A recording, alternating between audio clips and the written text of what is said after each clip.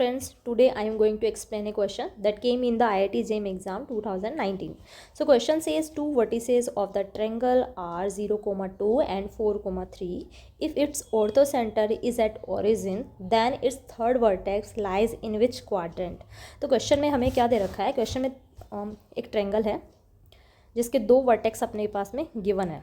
तो ट्रायंगल हमारा suppose that this is the triangle and इसके जो दो वर्टेक्स अपने पास में गिवन है 0,2 एंड दूसरा जो वर्टेक्स है वो है 4,3. थर्ड वर्टेक्स का देखते हैं क्या करना है. ठीक है, और क्या गिवन है? और अपने पास में गिवन है ऑर्थो सेंटर. इस जो ट्रायंगल अपने पास में गिवन है इसका जो ऑर्थो सेंटर है वो गिवन है. तो देखो ऑर्थो सेंटर हमने यहाँ ले लिया है 0,0. दिख नहीं रहा क्या? आई थिंक दिख रहा होगा. ओके,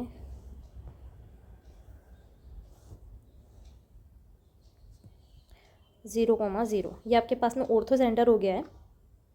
अब ऑर्थो सेंटर क्या होता है? ऑर्थो सेंटर किसी भी ट्रायंगल में क्या होता है कि मैंने किसी वर्टेक्स से, जैसे कि ये आपके पास में ट्रायंगल है, किसी भी वर्टेक्स से मैंने सामने वाली साइड के ऊपर डाला गया परपेंडिकुलर और एक दूसरे वर्टेक्स से सामने वाली साइड पर डाला गया परपेंडिकुलर. उन दोनों का जो इंटरसेक्टिंग पॉइंट होगा वो हमारे पास में इस पूरे ट्रायंगल का क्या हो जाएगा?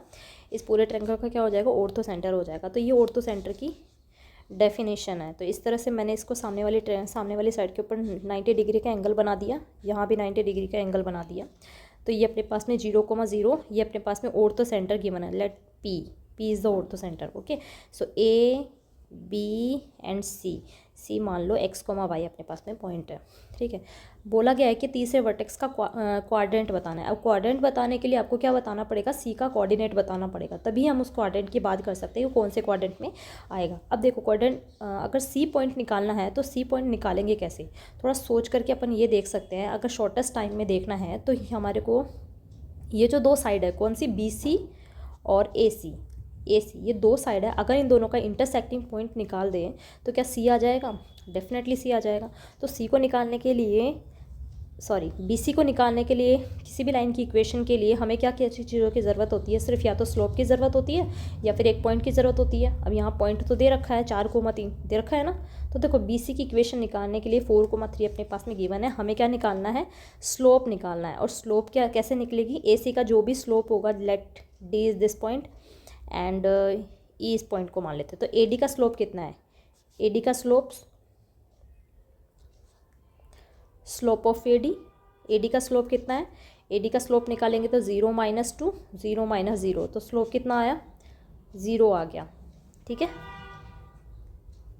ऐसे लिख सकते हो -2 को -2/0, ताकि इजीली अपन सामने वाली जो BC की इक्वेशन है ना वो निकाल पाएँ. तो इक्वेशन ऑफ BC वो कितना हो जाएगा? y - 3. एक पॉइंट अपने पास में गिवन है तो y - 3 m कितना है?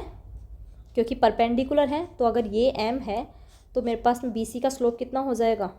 0 x - 4. तो इक्वेशन क्या निकल के आई है? y = 3. तो इस लाइन की इक्वेशन कितनी है? y = 3. AC की इक्वेशन निकाले. AC की इक्वेशन के लिए हमें किसके स्लोप की ज़रूरत पड़ेगी? हमें स्लोप की ज़रूरत पड़ेगी BE की, स्लोप ऑफ BE. और स्लोप ऑफ BE क्या होगा? 0 - 3/0 - 4. This is equal to 3/4. तो यहाँ पे स्लोप ऑफ AC की स्लोप कितनी हो जाएगी? 4/3, वो भी नेगेटिव साइन के साथ में. तो AC की इक्वेशन क्या हो जाएगी? इक्वेशन ऑफ AC को निकालने के लिए अपने पास में एक पॉइंट गिवन है 0,2. तो पॉइंट का यूज़ करके अपन इक्वेशन निकाल सकते हैं. y - 2 = -4/3 x - 0. Then y - 2 = -4/3 x. तो इक्वेशन क्या हो गई? 3y + 4x = 2. 2 नहीं आएगा यहाँ पे, 6 आएगा.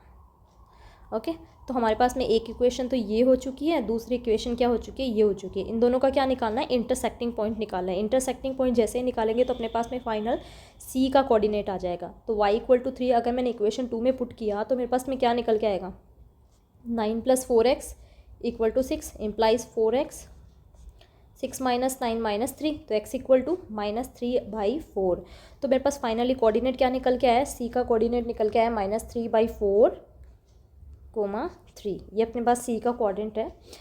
और ये कौन से क्वाड्रेंट में लाई करता है, एक्स नेगेटिव है वाई पॉजिटिव है, तो डायरेक्टली कौन से क्वाड्रेंट में लाई करेगा, सेकंड में। तो देखो यहाँ पे इक्वेशन निकालना तो आई होप सबको आता ही होगा। अगर अपने पास में कोई भी पॉइंट A1 ए भी दे रखा हो और स्लोप दे रखा हो, let slope is m, slope is m, तो एक लाइन की इक्वेशन क्या हो जाती है, y minus b is equal to m x minus a। ये अपने पास में लाइन की इक्वेशन का फॉर्मूला होता है। तो इसी का यूज़ किया है मैंने यहाँ पे AC को निकालने के लिए और BC को निकालने के लिए। तो इस तरह से C का कोऑर्डिनेट आ जाएगा, और C का कोऑर्डिनेट कौन से क्वाड्रेंट में लाई करता है, सेकंड क्वाड्रेंट में। तो ऑप्शन बी इज़ करेक्ट।